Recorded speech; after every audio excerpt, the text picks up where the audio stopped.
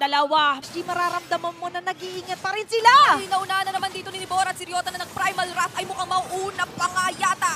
After Guardian ay kasapa ng Ansel yata at si Job ay nakakuha ng mirakulong pampabaligtad. Dalawa, tatlo ang napatumba. At maganda na sana nung flicker final slash. Isa na naman yatang matagumpay na final slash ito pero kailangan na nilang ingatan yung damage output na nagmumula sa Smart Omega 2.